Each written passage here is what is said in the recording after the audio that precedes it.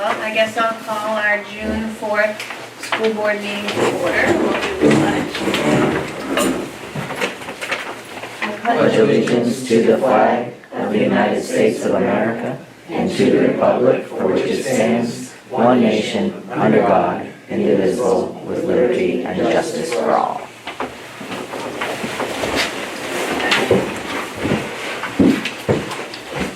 Welcome and announcements.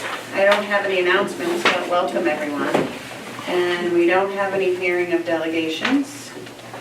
Attendance. I have it. You got it. Consideration to approve the minutes for the May 7th and May 21st Board of Directors meeting. So moved. Dawn. Second. Olin. All in favor? Great. Consideration to approve the proposed agenda for June 4th Board of Directors meeting. So moved. Judy. Second. Dawn. All in favor? Okay, student report. Good evening. The 2024 to 2025 school year is coming to a close with numerous events occurring.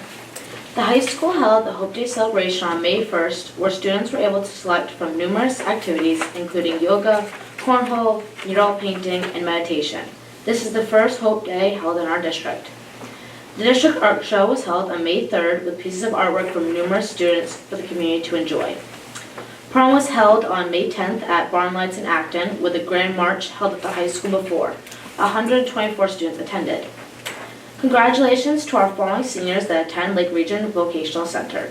Eli Ames won the Chef's Hat Award in Culinary Arts.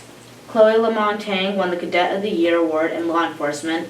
And Nick Wilds won Student of the Year in Computer Technology. Students from Marine Biology attended a field trip to tour an oyster and kelp aquaculture farm in Casco Bay on May 29th. Congratulations to the JCL team for their showing at the annual spring convention. Sophie won 33 academic and creative art ribbons, and Roy Littlefield won the Maine Classical Association Scholarship. Underclassmen are preparing for finals, and seniors are looking forward to senior exit presentations, senior assembly June 5th, and graduation June 6th. Bridget, is this your last meeting with us? Yes. Thank you. Thank you. And congratulations. Thank you. Do you want to share any of your plans with us? Yeah, I plan to go to college in the fall, go there for 4 years, and then after that, some type of medical school. I don't quite know like what medical school or like what specific thing in medicine, but definitely something of that sort. Is my plan. Thanks. Yeah. Enjoy your summer. Thank you. Okay. Student report is done. So we're going to go on to business and finance reports. I can take that one. So as the typical report, state subsidies in, 5 towns have been received and recorded. The revenues exceed expenditures for the month. If you can believe it, this is the April 30th report. We're almost through the year. Expenses continue to be in line. Food service, you can see we're gaining ground. Revenues are continuing to catch up and will throughout the year. Adult ed revenues exceed expenses are in line. And the last thing for the folks that went, Sam Oganoff of RHR Smith presented the FY24 audit review. The auditor stated the audit was very good, and the district is in a very good financial position. They also thanked Peggy and her team. I just want to give a shout out to Peggy for all the work that she does and her team does in that office. Year over year, we continue to have positive audits, and I think we're in good financial shape. I think she's a big reason why finance is pretty boring every month. So thank you, Peggy and her team. Thank you. Next meeting, June 11th at 5 p.m. Facilities report, construction, transportation, and safety committee report of May 14th. And I have the notes on that one as well. So the middle school generator, I think we'll continue to talk about this until we bring it to resolution. Next steps, we mentioned were for John to gather additional information. I think at long last at the next construction meeting, I will have information to talk to construction about on the June 11th meeting. So in July, we might have an update on this. And the last thing, we had an architect, Jeff Fleming, come to begin the process of creating the design for the weight room that was being funded by the generous donation of Isaiah Fields, telling this board It's a little bit challenging right now based on size and whether the building needs to be sprinkled, so just full disclosure in front of everyone on TV. We'll see where that goes, but when it exceeds a certain amount of square footage, so we are working diligently. I've been working with Johnny and Sue and looking at different dynamics that we could do, but it hasn't been a smooth sailing to just slap the addition on. But I will have hopefully an update for construction as well on June 11th about where that goes. But when you add square footage to a school building, it creates additional challenges, and we are working with them, and hopefully we can bring it to resolution. That's where that's at. Okay, thank you. Thank you. Next meeting, June 11th, following finance. Curriculum reports. Curriculum, oh, did I skip one? I didn't. Curriculum committee report on May 14th. Famous day. Oh, great. So we were fortunate to have Amy Vacchiano, who's our middle school counselor, and Cassidy Holmes, who is our elementary and middle school social worker, join us to give a little more in-depth review of Character Strong, the program that we've been using for social emotional learning in pre-K through 5. And then we talked a little about the Tier 2 approach, which is for students who might need a little more in-depth practice on some of those skills like conflict resolution, emotion regulation, and they spoke very positively about the program. We covered the Youth Wellness Day that happened at the middle school in grades 6, 7, and 8, and we had lots of outside consultants who were able to join us, the dentist from the health center, Dr. Joe DeKay, who's our school physician. And we had some people here from Oxford Hills, our Oxford Mental Health, and Healthy Oxford Hills. So that was an incredible day. Then everyone transitioned to the high school for the afternoon, where we had over 20 different sessions, and students got to select 3 of those. It went incredibly well. We talked about pre-K and our screening process. We are almost full. We also talked about next year's kindergarten, which is looking, we're going to be just about 70. And then we reviewed Title I funding. At that meeting, I said we were anticipating a 5% reduction, but we didn't have our number. Last week, we heard rumor from another district that it might be very substantial, so we were really nervous for about a week. But Monday, we received our official notification from the Department of Education, and it is just about 5%. So while we are sad to lose money, we are in good shape because of some carryover from this year, so we will be able to provide the same high level of tier instruction that we've been doing for students. We're still waiting for our Tier 2 amount, which we use to fund a teacher at the elementary, so we're hopeful that that will still be a similar 5% reduction, but we don't have that number yet. All right, thank you. Next meeting, June 11th, 3 p.m. The Wellness Committee did not have a meeting, and their next meeting is to be determined.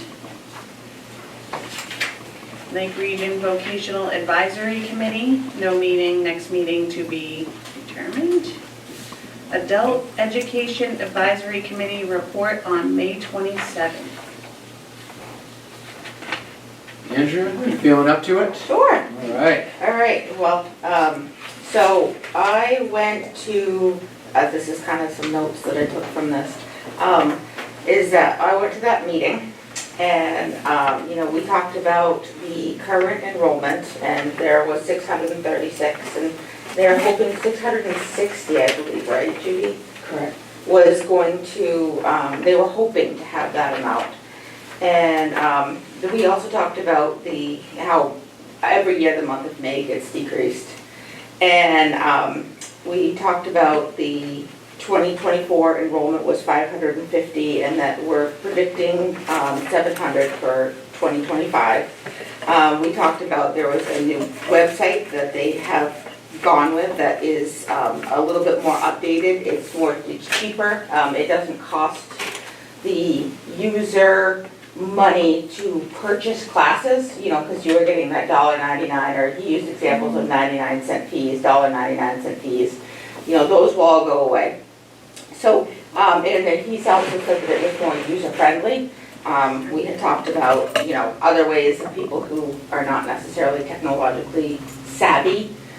He said that you can still, obviously call and still sign up the traditional way, but this new website he thought was going to be a great idea. And we also talked about there's a huge advertisement at calls at RGA. Ginny Day is the one who mans that. She's the one who takes down and adds the classes, and that gets a lot of attention. We talked about 2 grants, the MCCA grant, which is the federal grant. No, I'm sorry, that's the main grant. And that is for they use that for the continued education. And then they also talked about the family grant, the federal grant for, are using for family reading, the reading program, the PACT, the parent and child time program that they do. But he also talked about the uncertainty of that one, with everything that's going on now. And we also have some graduation announcements. Instead of them mailing them out, Judy and I thought we'd save postage and each bring part of them. So I have part, and I don't know if Judy's passed it out yet, I did half. but I have my half right here that's coming out.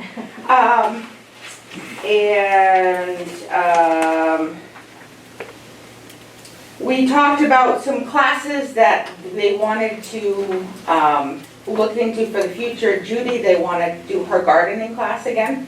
And Ginny Day is going to do a class on hay baling.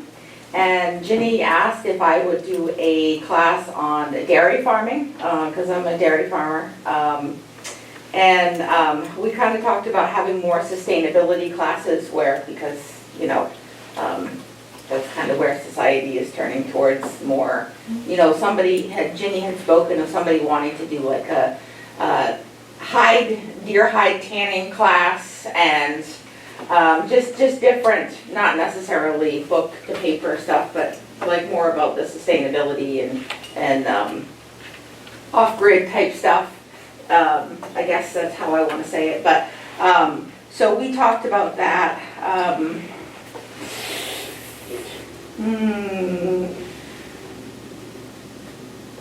I have a list of the fall classes suggested. Yeah, she talked about the horsemanship and the gravestone cleaning and tours, brewing, estate planning, storytelling. Yeah, I don't know if I can you think of any more? Yeah, it was a potluck and community-based courses related to the holidays. That's also something new. Yep. And then finally, the Family Reading Club, which has been meeting at the Riverside Methodist Church, had an end-of-the-year celebration on May 29th. All right. And and our next meeting is October 7th at 3 p.m. Did you get one? 3 p.m. All right, thank you. Thank you, Pass Andrea. those. Can we pass them all this way, or? Sure, no, there's only 2 this time. Thank you very much. Okay, policy reports. Policy committee report of May 14th meeting. The committee decided the following policies are ready for first read at tonight's board meeting. DIF, the fixed asset policy, there's new coding, it's now DIDA. DKC, expense authorization and reimbursement, that's a new policy required by DOE. DJ-R, the federal procurement manual, we have an older plan, but now it's considered a policy by MSMA. The committee is continuing to review the job description for the superintendent, the tool used to evaluate the superintendent's job performance, and policy CBI, the evaluation of the superintendent. Superintendent got a lot of attention this Exciting meeting. Well, that's good, because that was something that we talked about, and we talk about things and then they fall off, No, so. it's ongoing. Wanted to Trying to be ready for the next one. Okay, so your next meeting is June 11th at 4 p.m.? Right. Thank you. Okay, so that brings us into the action items, where she just nicely summarized the first set of policies for the first read. So consideration to approve the following policies as a first read. DIF, fixed asset policy, new coding is DIDA. DKC, expense authorization and reimbursement. DJ-R Federal Procurement Manual. Those are all tongue twisters. So do I have anyone who wants to make a motion for the first, approving those for the first read? So moved. Dawn, I'll second it. Oh, go Judy? ahead. Andrea takes it. Andrea, all right? Okay, all in favor? That's good. Okay, consideration to approve the following policies as a second read and adoption. JJF, Student Activities Fund. BE, School Board Meetings. BDA, Board Organizational Meeting. BDE, Board Standing Committees. BEDF, Voting Method and Quorum. Dawn, Thank you. Second. Thank you. Judy, All in favor? Okay. Now we're on to our superintendent report. okay, so it'll be very brief tonight, more for the folks watching, I know you have it in front of you. Appointments, Millicent Ostukowicz, Special Ed Tech 2 at Sacopee Valley Middle School.